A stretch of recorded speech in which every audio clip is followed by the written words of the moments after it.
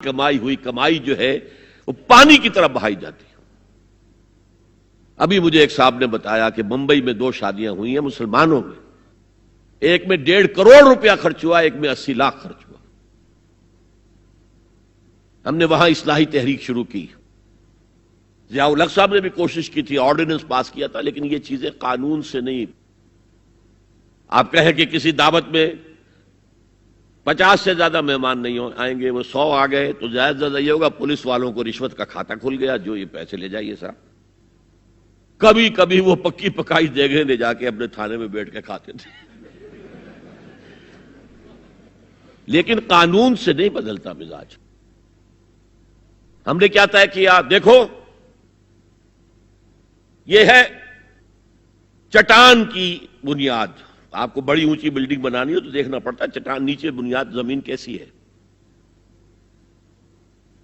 تو بنیاد کیا ہے؟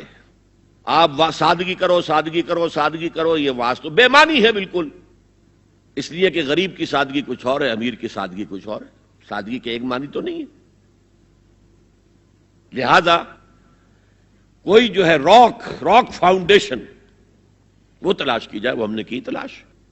جو تقریب حضور سے صحابہ سے ثابت ہے ضرور کرو ضرور کرو ضرور کرو، عضوا علیہا بالنواجذ، اپنے دانتوں سے پکڑ لو اس کو۔ اور جو تقریب ثابت نہیں حضور سے اور صحابہ سے، یقیناً یہ کہیں باہر سے آئی ہے۔ یا تو ہمارا خاندانی پس منظر جو ہے، اکثر تو ہندوؤں سے مسلمان ہوئے، وہ سادات ہوں، صدیقی ہوں، فاروقی ہوں، عثمانی ہوں، وہی ہیں نا جو باہر سے آئے تھے، باقی تو اکثریت یہیں سے۔ وہ اپنا ہندوانہ پس منظر لے کر آئے، تو جس کا ثبوت صحابہ کے دور میں نہیں وہ یقیناً باہر سے آئی ہوئی چیز ہے۔ اس میں پھر سادگی نہیں، اس میں کمی نہیں، جڑ سے کاٹو اس کو۔ اس بنیاد پر ہم نے 5 فیصلے کیے، ذرا سن لیجئے آپ بھی، اگر آپ کوئی سوشل ورک کرنا چاہیں اس کو عام کریں۔ نمبر 1، نکاح مسجد میں۔ حدیث موجود ہے، ترمذی شریف کی روایت، اعلنوا ھذا النکاح واجعلوہ فی المساجد، نکاح کا اعلان عام کیا کرو، مسجدوں میں منعقد کیا کرو۔ میں حیران ہوتا ہوں کیوں نہیں علماء کرام نے اس کی طرف توجہ دلائی۔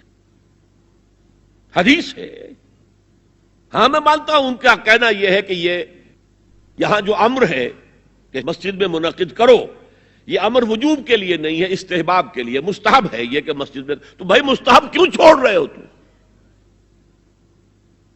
وہ اس لیے چھوڑنا پڑتا ہے، مولوی بیچارے کی حیثیت ہے ہی نہیں معاشرے میں کہ وہ کہے جناب یہاں آئیے میرے پاس، میں نہیں آؤں گا آپ کے گھر نکاح پڑھانے کے لیے۔ وہ اپنا رجسٹر بغل میں دبائے بیٹھا سوکھتا رہتا ہے۔ وہ تو آنی تھی بارات عصر کے وقت، مغرب بھی جا رہی ہے، آئی ہی نہیں، وہ بیٹھا غریب۔ پہلے 20-30 روپے ملتے تھے، اب 200 300 400 ملتے ہیں، اور کیا ہے۔ میں نے انہیں یاد دلایا دیکھو شرم کرو، عیسائیوں نے آج تک اپنے چرچ کی اور اپنے پادری کی عزت یہ رکھی ہے کہ شہزادے اور شہزادی کی شادی ہوگی وہ بھی پادری چرچ میں آئیں گے۔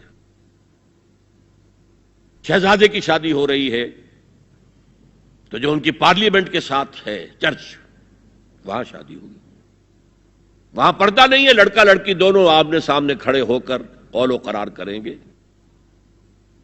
ہمارے ہاں پردہ ہے تو اس لیے لڑکی کے گھر بھی جائیں گے تو لڑکی تو محفل میں نہیں آئے گی، لڑکی کا ایک وکیل ہوگا، وہ وکیل اجازت لے کر آئے گا، 2 اس کے گواہ ہوں گے، اس کے سامنے اجازت لی گئی، پھر وہ نکاح خواہ کو اجازت دیں گے، وہ نکاح پڑھا دیں گے۔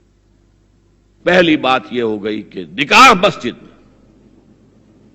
نمبر 2، نکاح کے موقع پر کوئی دعوت طعام نہیں، کوئی ثابت نہیں۔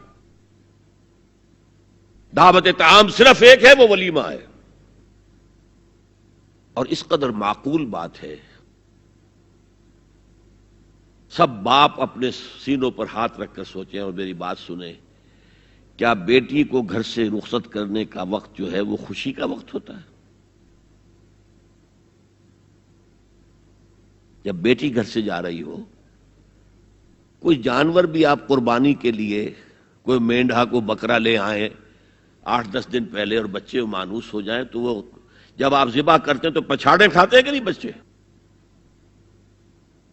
اور یہ لخت جگر ہے، نور چشم ہے، 18 20 22 برس گھر میں رہی ہے، وہ جا رہی ہے، خوشی نہیں ہے وہاں، صرف یہ ہوتا ہے اے سائی آف ریلیف کہ ایک ذمہ داری کا بوجھ تھا، اللہ نے آج پورا کرا دیا، اتروا دیا بوجھ۔ پھر بھی اندیشہ ہوتا ہے، پتہ نہیں مزاج ملے نہ ملے، نئے ماحول میں جا رہی ہے، وہاں جا کر ایڈجسٹ ہو یا نہ ہو، اندیشے پھر بھی ہوتے ہیں ذہن کے اندر۔ تو ان سے مرغ پلاؤ کھانا اور متنجن کھانا کوئی معقول بات نہیں ہے۔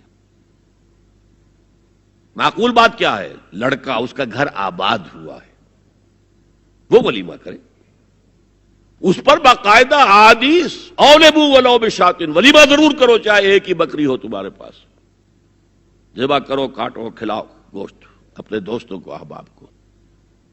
یہاں تک کہا کہ بئس طعام الولیمہ، برا کھانا ہے ولیمے کا کہ اس میں غریبوں کو نہیں بلایا جاتا۔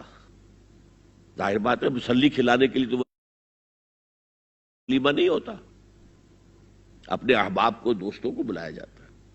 پھر بھی میں تم سے کہتا ہوں کہ جسے ولیمے کے لیے بلایا جائے، وہ اگر نہیں جائے گا تو اللہ اور اس کے رسول کے حکم کی نافرمانی کرے۔ تو جس رسول نے اتنی تفصیل سے حکم دیا ہو ایک دعوت کا، وہ دوسری دعوت میں بھی خیر ہوتا میں بیان کرتا۔ جب نکاح مسجد میں اور کوئی دعوت طعام نہیں تو بارات کا تصور، خلاص۔ بارات کس بلا کا نام ہے؟ قرآن میں تو کوئی ذکر ہی نہیں، عربی میں یہ لفظ ہی نہیں۔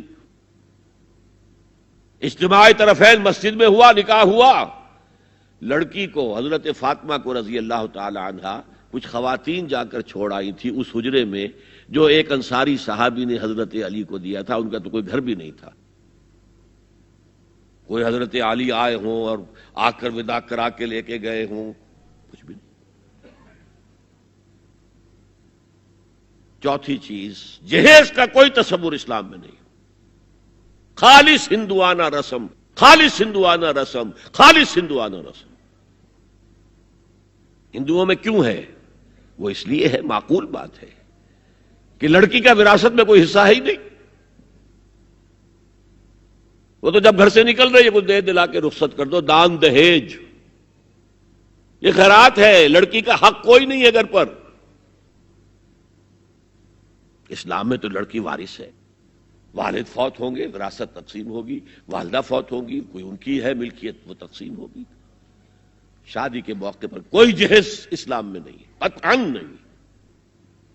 غلطی سے حضرت فاطمہ کے جہیز کو جہیز کہہ دیا گیا، وہ جہیز کیا تھا؟ ایک پیسہ بھی حضور کے اپنی جیب سے نہیں تھا۔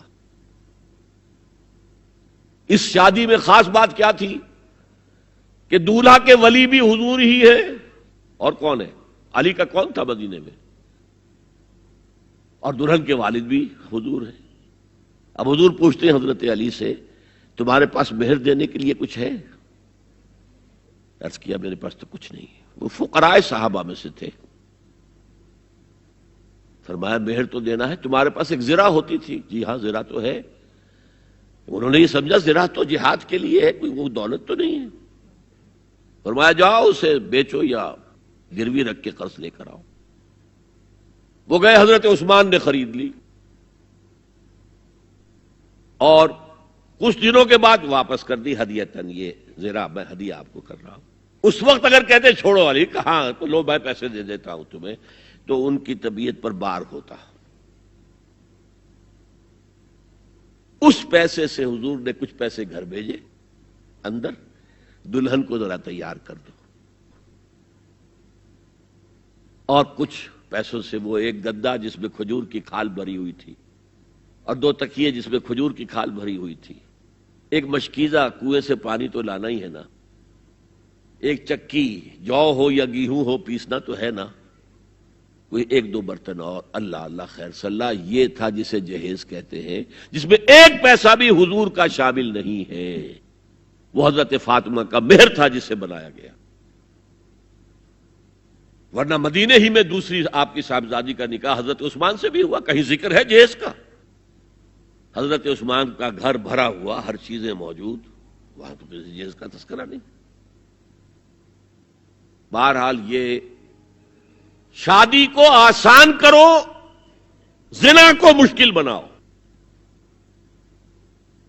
یہاں شادی کے لیے 9 من تیل ہوگا تو رادھا ناچے گی، ورنہ یہ کہ بڑی ہو رہی ہے، عمر ہو رہی ہے، سب کچھ ہو رہا ہے، لیکن کچھ تقاضے تو ہے نا، آخر کچھ تو کرنا ہوتا ہے نا، آخر کچھ نہ کچھ لوگوں کو تو کھانا کھلانا ہی ہوتا ہے نا، بارات تو آخر آئے گی ہی نا، کچھ نہ کچھ تو دینا ہی ہوگا، کچھ جوڑے کپڑے، کچھ یہ. اسلام کا فلسفہ جو میں نے 4-5 باتیں آپ کو بتا، فلسفہ یہ ہے کہ لڑکی کے باپ پر 1 پیسے کا بوجھ نہیں. اس نے لڑکی پال پوس کے تمہارے حوالے کر دیا، اب اور کیا چاہتے ہو تم؟ سارا مرد آزماں مرد آفرین، مرد کو چیلنج دیا ہے، تم مرد ہو، مہر تم دو گے. اور سب سے بڑھ کر کیا ہو رہا ہے آج کل بھی ہوتا ہے، وہ ہمارے کچھ کام ہوتے ہیں اسلامی، وہ بھی ہے، کچھ وہی ہندوانہ پس منظر. نکاح کی محفل میں چھوارے کون لے کے آتا ہے جی؟ لڑکے والے. اور پلاؤ کن سے کھاتے ہیں بھائی؟ جس کو تمہیں مرغ پلاؤ کھلا رہا ہے وہ چھوارے نہیں بانٹ سکتا تھا؟ یہ ہے اسلام اور غیر اسلام کا امتزاج. چھوارے لڑکے والے لے کر آئیں گے اور پھر دعوت اڑائیں گے لڑکی والوں کی طرف سے.